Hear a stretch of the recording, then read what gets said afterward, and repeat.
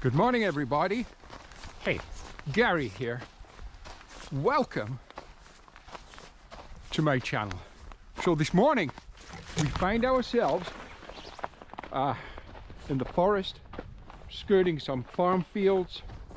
We're heading south. Right now we're on what's known as the Bruce Trail, and we're in the Dufferin Highland section of the Bruce Trail. Now, for those of you who do not know, the Bruce Trail travels 900 kilometers from Niagara Falls, Ontario to the top of the Bruce Peninsula, Tobermory, Ontario. We're only on a short section today. Just, 5-10 kilometers, whatever it turns out to be. But I do an awful lot of hiking. And this is a trail I'm a little bit familiar with. Back in the late fall, I came through here on a major through hike. And I noticed down the trail a few kilometers was a really nice creek. Kind of a river, a creek, whatever you want to kind of call that. You'll see when we get there. And back in the fall, it was running really quickly with some nice rapids and so on. And I thought, I really want to get back here with my photography gear. Do a shoot here, capture some images of this creek. It's called the Black Creek. Right now we're in an area known as Black Banks, which is just about, or maybe a handful of kilometers east of Honeywood, Ontario, on County Road 21. Chilly morning this morning. Nose is running as always, so excuse me for that. But yeah. So as I said, it's Gary here, Gary Clayton Photography. Welcome to my channel. And you know what? Today is going to be amazing. We've got some snow. We don't have a lot of snow, but everything's white. There's probably 4 or 5 inches of snow on the ground. And I think yesterday we had about maybe a half an inch or an inch of fresh snowfall. So we do have some nice snow. Not as much as I'd like, but we have some snow. But anyhow, we're going to go down this trail, however many kilometers it is. I'm just not sure. I just don't recall well, although I do have a map, and it's a few kilometers. It's not too far. Till we get to the Black Creek. And that's where we're going to look for a composition. We're going to set up. We're going to see what we can capture there. Assuming the conditions are anything like they were when I came through here in the fall, because that particular day I thought to myself, as I said, my goodness, really like to get back here with my camera. So that is the plan today. Also, we are in the rolling hills of the Mulmer Township, and Mulmer is noted for rolling hills, and we'll definitely have those today. Who knows, maybe there'll be some other compositions, some other images that we may be able to capture, as well as Black Creek. It's an exploration hike more than anything else, an exploration shoot. Let's go see what we can find. Okay, let's go.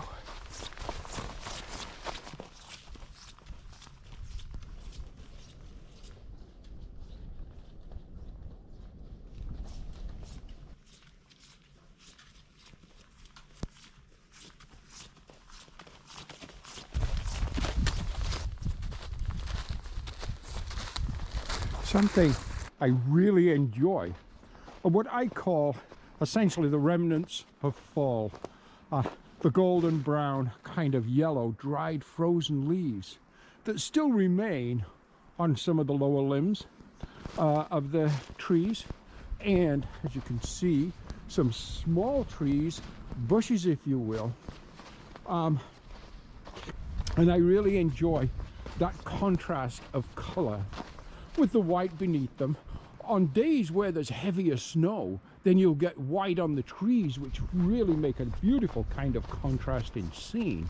But who knows, today maybe we'll find a composition where we can incorporate some of those, again, what I call the remnants of fall. What's left of fall colors. And they'll stay like that all winter till spring. Then they'll be replaced with beautiful green leaves. Okay. I think below us, I'm hearing just in the distance what could be rapid running water. We could be approaching Black Banks. We're just a couple of kilometers into the hike right now. But you know what? Let's go down there. Let's take a look. So we're definitely arriving at Black Banks. I remember the bridge going across. And take a little look-see. And when I saw this back in the fall, I thought, you know what? Man, I got to get back here. And today, we have a little bit of ice formation here and there. A little bit of snow on there. You know what? I think we're definitely going to set up. We're going to explore a little bit down the banks of this river. And yes, here's the sign. Black Bank Creek Bridge. Duffland Highland Bruce Trail Club. Our deepest thanks to the landowners Gordon and Ginger Taylor and family for allowing us to hike in this beautiful valley. And to the TD Friends of the Environment Foundation. So the TD would be a Canadian bank, the Toronto Dominion Bank, for providing funds to build this bridge. It was built by the club volunteers in the summer of 2006. And of course, the Bruce Trail logo, Duffland Highland Club section logo. Awesome. Hey, kudos to you guys, the Bruce Trail volunteers. Awesome job. So here we are. Amazing. Just kind of look a little bit down the banks of this river, because now we've reached the destination. The second part is looking for the composition, and there could be definitely more than one. In fact, a composition really is in the eye of the beholder. Are there rules to composition? Oh, sure there are. However, more importantly than any rule to composition, or for that matter, anything in photography, is the eye of the photographer, the mind of the photographer, the vision of the photographer.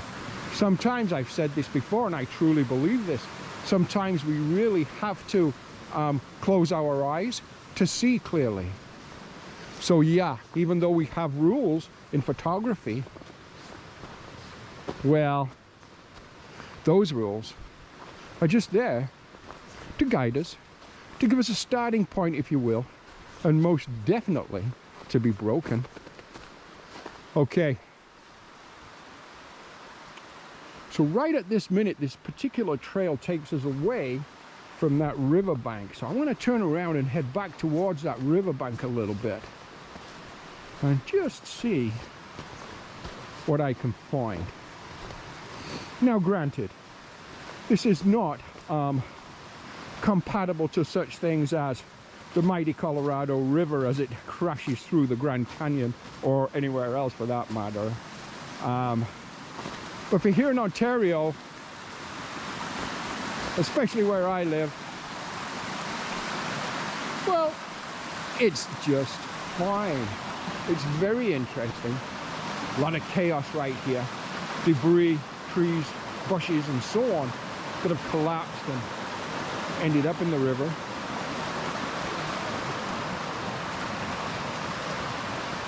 Wow. What I don't have with me is my famous English Wellington boots. Wishing I did right now, but I don't, because the compositions that I'm really seeing would begin from somewhere in the middle of the river. Yeah. Okay, I'm going to continue to look for the composition that I'm looking for. Maybe one composition, maybe two compositions. I don't know. But we're going to see. Let me take a good look here.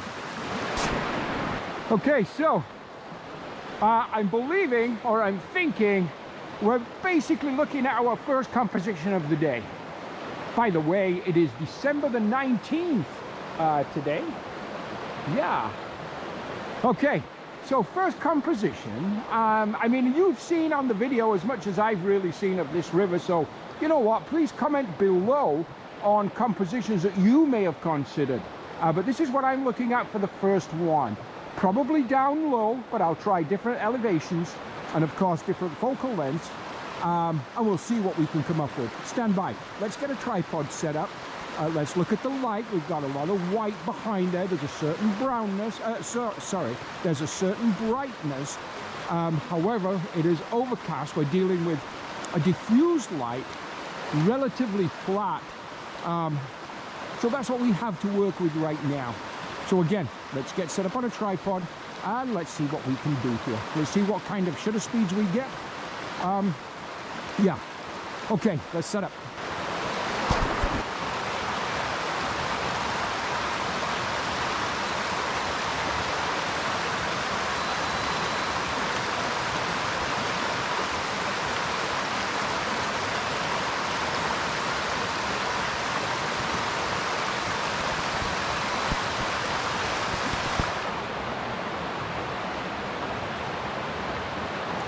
Okay, we're on the tripod. We have the Fujifilm X-T2 with us today, my lead camera. We're using the 18 to 55mm lens. Right now, at an ISO of 200, what my light meter tells me is correctly exposed at f11 is, let me see now, we have 1/4 of a second. Okay, we'll capture that one image.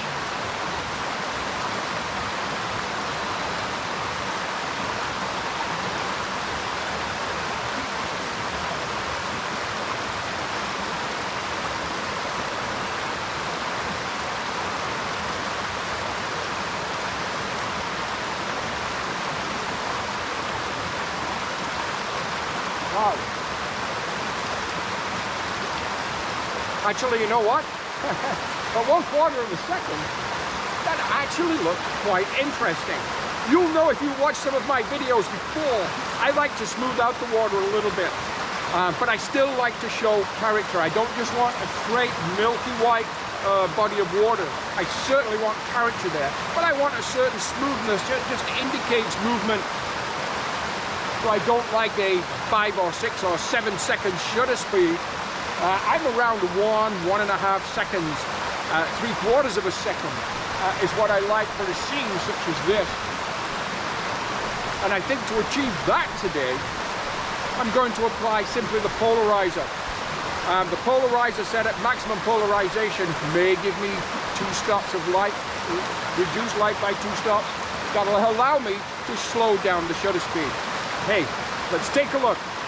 Let's get the polarizer, let's put it on the lens, and let's just see what happens. Best way to learn is try it and see.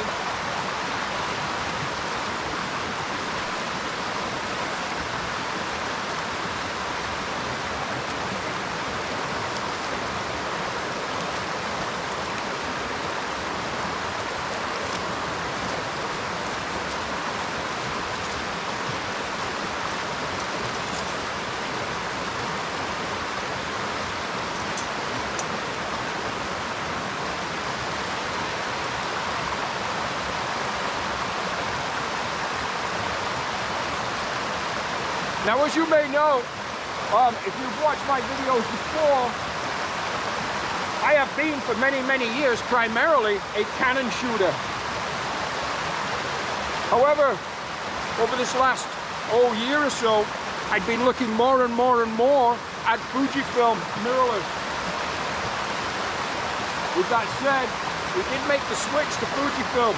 We went with an X-T2, which I purchased used, and also an X-T20, which I also purchased used. However, pretty much all my filters and brackets and so on for the lenses are all from a larger, wider kind of internal thread on the Canon system. Therefore, I have to use step-up rings for pretty much all of my filter shooting. Having said that, we're set up. Oh my. Wow, that looks really nice. Wow. Actually, you know, that looks really nice, guys. Let me put my glasses back on so I can actually see some settings here. Wow, so that did indeed drop us from what the camera said was correctly exposed. It dropped us immediately 2 stops, which is exactly what we expected, set to maximum polarization, even though it's an overcast day today. Okay, so now what my camera is telling me is correctly exposed. With FLF and ISO 200 is 1 1/3 seconds. We have a 2-second timer. We have a 2-second timer set. Chilly today, blurring my screen. Let's capture that image.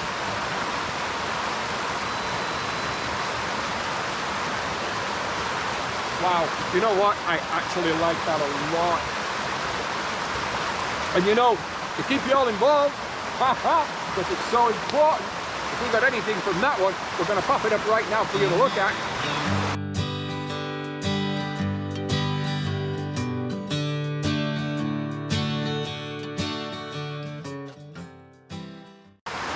Okay, so hopefully you've seen the first image of the day. I'm going to adjust the exposure to 1 stop under.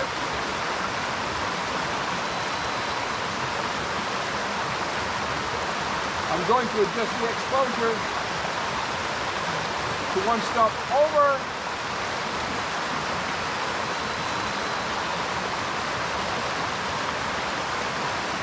Yeah, few images to work with right there.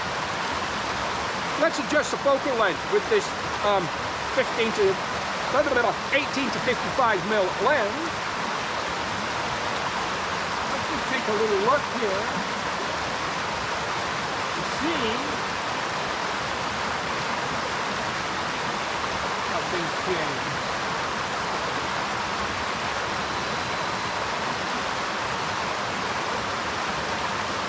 Interesting. Slightly different composition. We're going to look further upstream. We're going to bring the focal length actually back out all the way. So we're at 18 mil. That's as wide as this lens will go across. And keep in mind, this is a crop sensor, because this is a 1.5 conversion factor. Okay, now tripod set much, much lower. Exactly the same settings. ISO 200, f11, 1 1/3 of a second, 2-second timer. Wow. Awesome.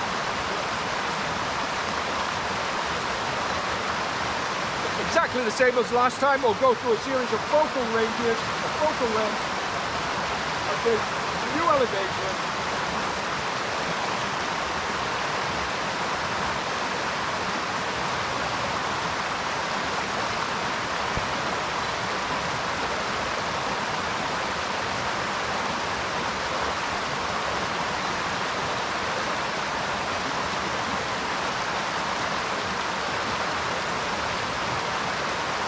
Okay. Again, more to work with. Definitely move up and down. Also move left and right. Turn around, look behind you. You never know where light is going to be and the composition is going to be.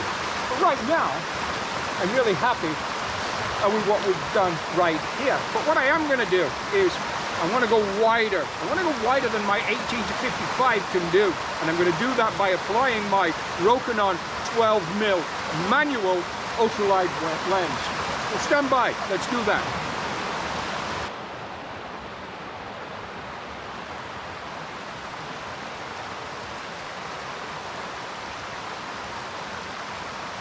Wow. Okay. We've changed to the Rokinon 12mm. Again, we've applied a step-up ring, so we're using the exact same German manufactured B&W polarizer. I love their gear. A little expensive, 125 Canadian dollars for this filter, but my goodness, it's beautiful. Okay. It's a fixed focal length. It's 12mm. It's an ultralight lens. It's a manual focus lens. Everything about it is manual. So we have to focus correctly.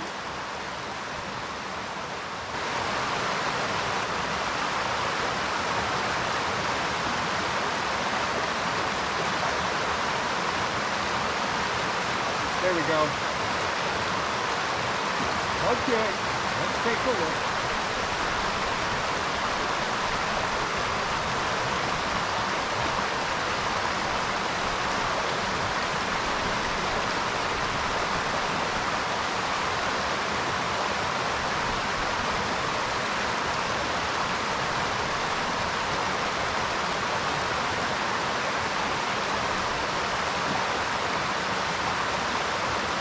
Okay.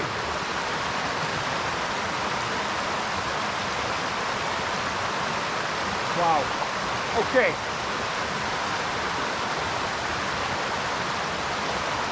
Focus to what I believe was tack sharp.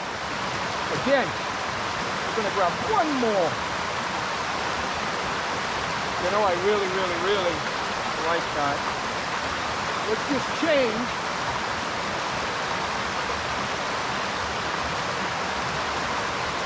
Go to one stop under. Sweet. Let's go. One stop over, back at that 2.5 seconds.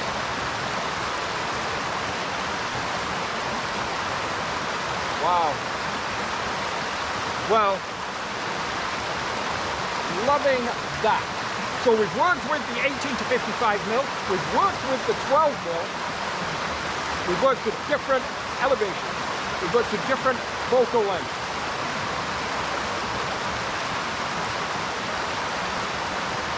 Let's have a look. Let's just see what else we can find. Because right here, the rock covered with snow and ice around it, I'm really enjoying that rock insofar as a intimate shot is concerned. Let's take a look at that. Okay, we've reconfigured, we've recomposed, we've changed lenses back to our 18 to 55, and I think at the longest length, it's just right at 55mm to isolate and bring in that particular rock. I want to bring you guys down here. I want to show you what I'm looking at and what I'm thinking about.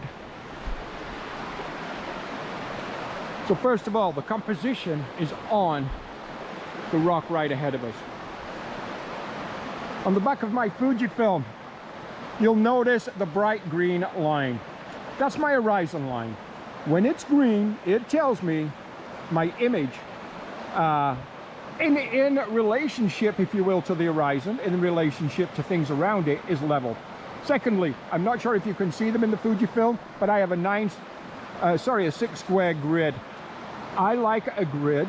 You'll notice I have the rock right on an intersection on the left side. So this time, a moment ago, or a little while ago, we were talking about, oh, rules are meant to be broken, and they are, but they're also meant to guide us.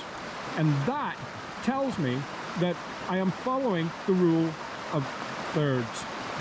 Right there. It's hopefully going to make the image super interesting, but let's just see if you can take a look at that. That is my image. I'm going to take one more. Take a look. That is the image. So hey, wow. So already several images, several compositions that we've had to work with right there. Loving that. Black Bank Creek. Hey, I am going to take a little walk up and down, a little bit more around this particular creek, this river, this rapid, if you will. See what else we can find. But I am delighted with what we've done so far this morning. Okay, let's see what else we can find. Okay, so heading back to the car from the Black Bank Creek. And again, I thoroughly enjoyed myself this morning, just hiking down to that creek, capturing those images. Yeah, just love that. And of course, the hike back. It's a beautiful day. Right about freezing right now, I'd say. Okay, so as you know, we have changed now officially over to Fujifilm mirrorless from Canon. But having said that, doesn't mean in any way, shape or form Canon was not good to me. Canon manufacture amazing cameras. And there was one primary reason why I did switch to Fujifilm. And I'm going to divulge that reason right now. I was interested in mirrorless. And a year or so ago, pre-Black Friday sale, by about 6 weeks before Black Friday, Fujifilm put on the Fujifilm X-T100 with their electronic zoom 15 to 45mm lens at a really ridiculous price of maybe 500 Canadian dollars for the kit. And I thought, you know what? Now at that point, for instance, they knew they were coming out with the upgrade to that camera, the X-T200. But I bought the X-T100 for 500 bucks. And I spent a year or so with that camera. Just, you know, everything I did with my Canon, but then I would set up the Fujifilm and I would take a couple of the same shots. And then, even though 2020 had been a disaster year for wedding photography, which is a major part of my income, which was non-existent this year, I shot one wedding. But on that particular wedding, I also grabbed a few handheld shots with that X-T100. Turned out, the best shot of the day was captured with the X-T100. Not that the Canon didn't do fine, it did. It did some great shots for the client.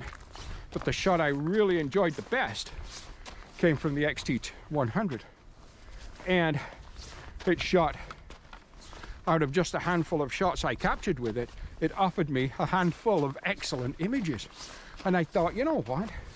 For a $500 camera with a kit lens, entry level, this performance is excellent. That being said, what would their higher end gear do? What would their prosumer and professional level equipment do? So I started thinking about that more, and I started working with the X-T100, and the more I worked with the X-T100, the more I really liked, enjoyed, and was very impressed by that little camera's capabilities. It was that made me say, you know what, I'm going to look much more seriously at Fujifilm, which I did, of course. Nothing wrong with Canon by any means. We're in a steep climb here. Nothing wrong by Canon with any means. Great cameras. And I kept my old Canon 50D. I sold everything, but I kept my Canon 50D because that body has been with me many times through Iceland, all over Iceland many times, and hiking and photographing the Cumbrian Mountains in northern England several times. And it's a great camera. So I kept it, and I kept a kit lens, an 18 to 55mm Canon kit lens, just for more than anything nostalgia. And who knows, maybe down the road, if I came across a great deal on a say a 24 to 70 or a 24 to 105mm Canon lens, maybe I would buy one. But anyhow, I just wanted to give you that kind of explanation. Take a little look-see here. Windswept winter scene. Wow. Beautiful. Absolutely beautiful. Okay. About a kilometer to go to where we parked this morning. So let's just get going. We're gonna end this video here. Short a video today. That's fine. Hope we captured some nice images. But you know what? Whatever we captured, we're gonna sit back over that cup of coffee that we always do once we get back to the studio and start editing these images, and we're going to take a look at those images right now. Hey, by the way, please like, share, comment, and do subscribe. Very important that you subscribe because this supports my channel. Thank you, guys. Okay, we'll see you next time.